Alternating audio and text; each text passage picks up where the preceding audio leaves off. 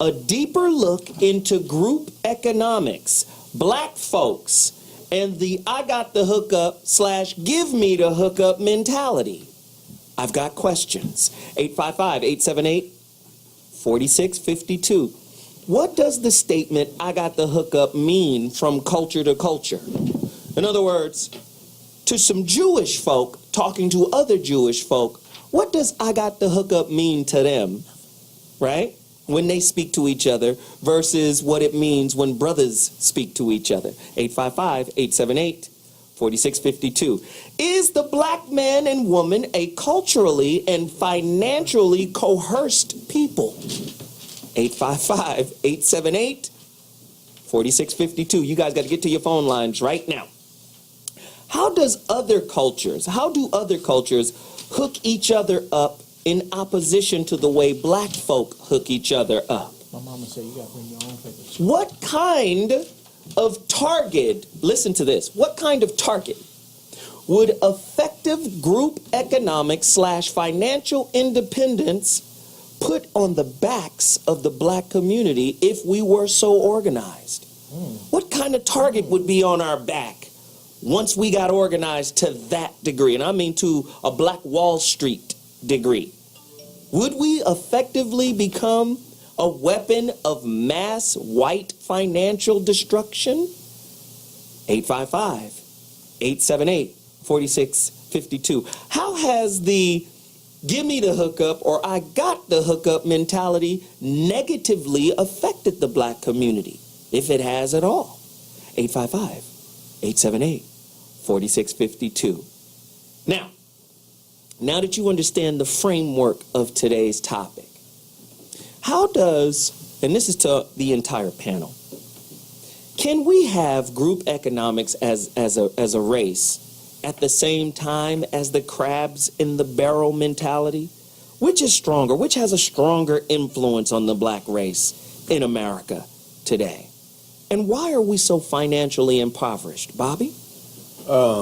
The crab part of it precludes any joint commercial activity, because the way capitalism works in its infinite state is you got to have a vested interest in the success of somebody else. And in our community, that's the last thing on people's minds. It's like, okay, I'm going to get it, and I'm going to keep it, local, and it's going to stay that way from one generation to the next. I was involved in an organization from its inception called Recycling Black Dollars that started in Inglewood, California in 1988 with a brother named Muhammad Nasruddin. Yeah, Nasruddin. Every chance you can, put a dollar in another black man's hand. Now, that was tied back to the Garvey era and movements before that. We used to have to do commerce out of necessity. And to a degree, that was probably the heyday of the black community. Subsequent to that, we scattered into all these different directions. And to your question, you can't have the crab mentality and flourish in what we know as capitalism. Corey Holcomb has returned to the ZWMS Morning Show. Brother Corey, what in the Feast of Samhain can we do? How can we help the black community and free us from this kind of mentality? What is the hookup? Well, I'm just saying, this is all my opinion. Without leadership in a community, eventually the people will begin to act like any leader they see. And the leaders of this country have done nothing but rape, pillage, rob motherfuckers. Wow. So, with that being our only leadership, because every leader that rises in the black community is murdered or put in jail or something like that, we've taken the mentality of the people who captured us. So now, when you talking to your own brother from the same block next door, hey, might even be your own brother through the same mother. Wow. You feel like somebody trying to fuck you over. And in the 60s, it wasn't the same mentality it is now. We have become what our capturers are. Wow. We act like them. So now when your own brother is talking to you, and you know the struggle we go through. Yes, yes. You feel like this motherfucker trying to fuck me. He's trying to pull one over, and we know a bunch of dudes like There's that. always been fuck guys. Bean pie, my in brother. every Fuck wrong with race, your right, beans? and everything. But now that we have no leadership except for the leadership on BET, Obama, all these type of guys, these are the leaders. We act like them. Wow. How Listen, the fuck can you fix that? we got to take a quick break. When we come back, is it easier for black folks to give tithes to their church than it is to recycle black dollars into our own businesses? When we come back, it's going to get crazy. Group economics, black people, the hookup. I'll see you in a second. But then they'll go out here and buy gold chains, $200 sneakers, name brand bags, Gucci bags, and shades and shit that they don't want to buy. They're always looking for something free from their homeboy or their cut buddy and shit like that. That's niggas for you. Nothing in America is free. Nothing. And if anybody ever come to your house, if you hang around people that's always looking for something free, they're going to steal from your ass because they feel like they're entitled. They feel like they deserve it. What's up, my man? Like, you ever have something in your house laying around, and then you never, but it's something, it may be something frivolous that you don't know is missing until like 1 or 2 years later. Or you'll be walking down the street and see somebody with it on that you know, and then you wonder how they got it. It's probably because they stole it from you. But they feel like it's something petty. It could be something small, but it has some sentimental value to you. I got the hookup. Why does I got the hookup mean something different from race to race? Why? The brother brought up something very, very important. Why do we always discount each other? I got the hookup means, hey man, I got something that's worth a lot, and I'm going to sell it to you for a discounted rate. But then when I sell it to you for a discounted rate, you still trying to bargain me down, even though I'm not the store, of course. I'm not Best Buy, so I'm not going to sell you this computer for $2,500. I'll give it to you for $5. Well, listen, homie, I got 2.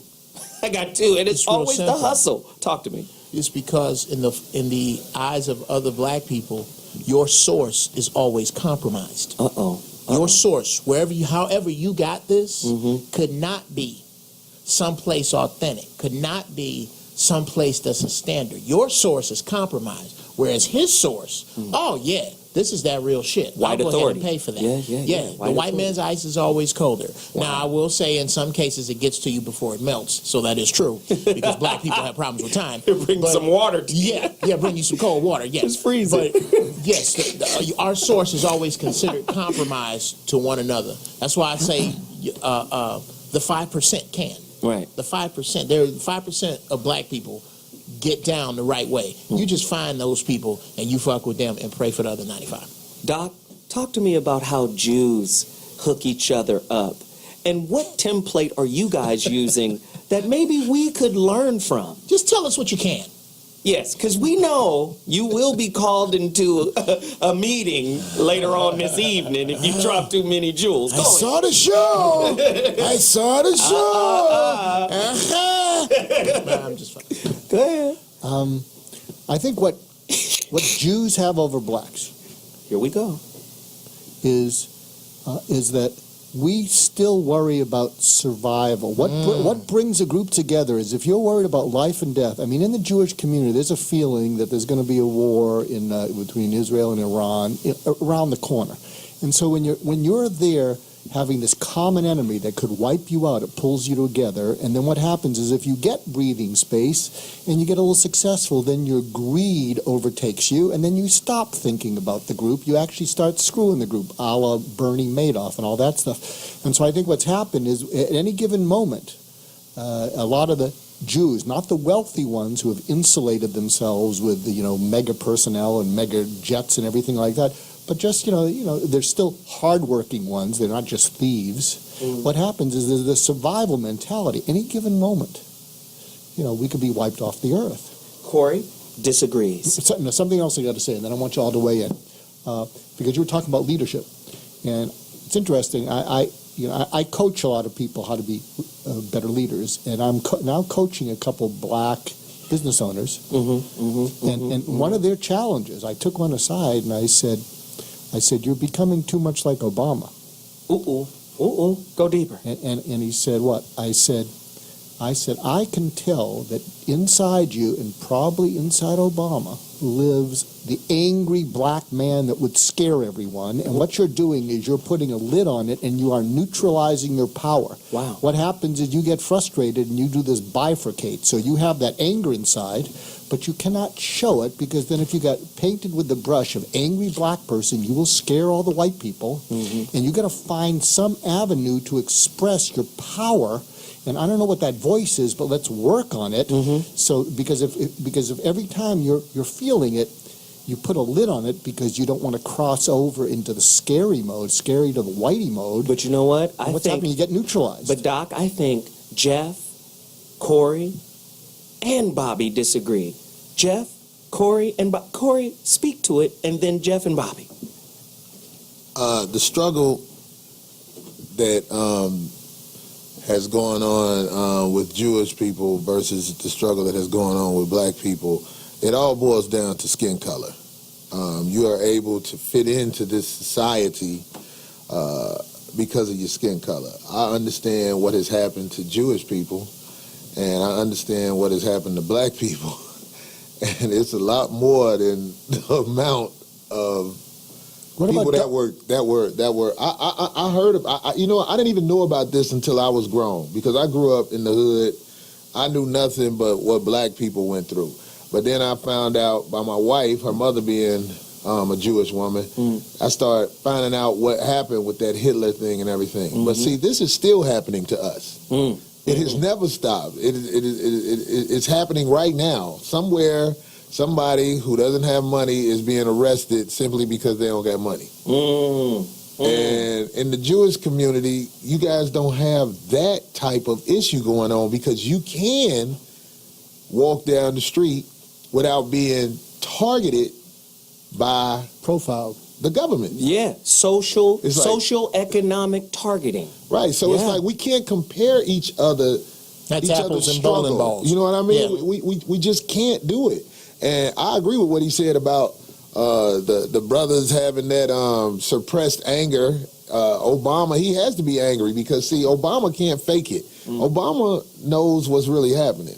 And that house he had in Chicago on the South Side is in the middle of Vietnam. Right. It's in the middle of Vietnam. But this is not a priority of his while he was in office, so that's why he's discounted as a man to me. Wow. You sold yourself. Bobby?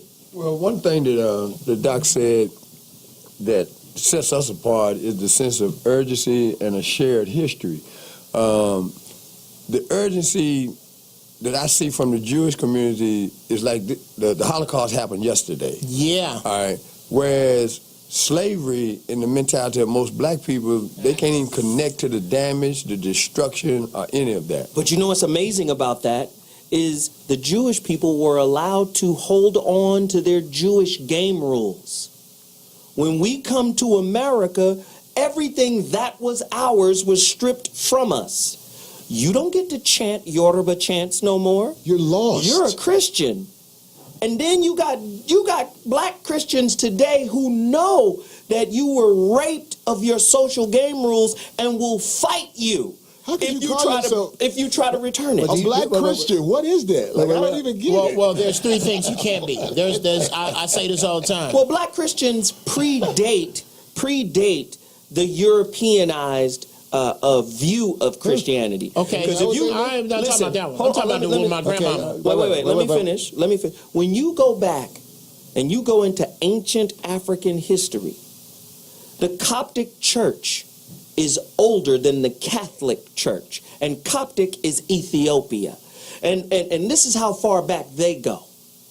Their version of Jesus, and it's still Christian, by the way, but their version of Jesus is named Horus. And Horus is the Egyptian sky god. That's how far back Christianity goes with black folk. It's just that black folk in America we're not connected to that history and that understanding. Go ahead. Okay. Judah black guys.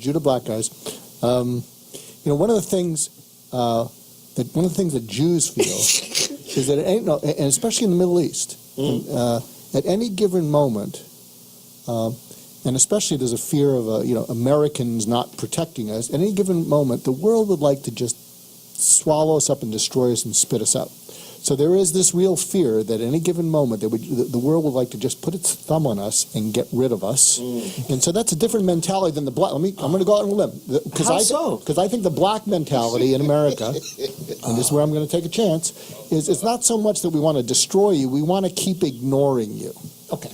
And by keeping ignoring you, that can trigger your sense of, I won't be ignored. Not you, because your career is... And it's only 4-1 against me. Go ahead. Go for it. Your career is going somewhere. So you about to say something that's going to blow your shit out of the water. I'm a man before anything. Which is why I love you. But let's speak on Israel right now. Oh, Lord.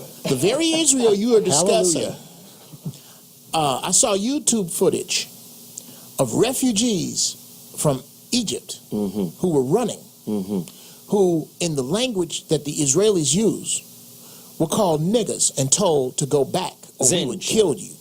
Yeah. Can we bring that up? We just your YouTube. No, well, we can't find it right now. Just hold on. Finish your stuff. The concept that we are these poor people with this little piece of land that everybody wants and has been taken from us. You're talking to a United States Marine. I've put my ass on the line for Israel. I don't have anything against Israel, but let's call a thing a thing. What's going on is that every time that the Jews that run the media, the Jews that run Hollywood, are brought into the forefront, y'all go back to this little piece of land you got.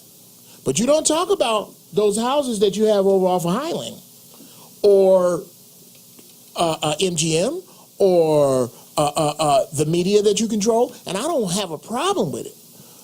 But it's like, I have a problem. So, can make that point? I got a problem with the 400-pound gorilla in the room acting like a butterfly. Okay, so let me go back. Let me go back because this is all very good. This is all great.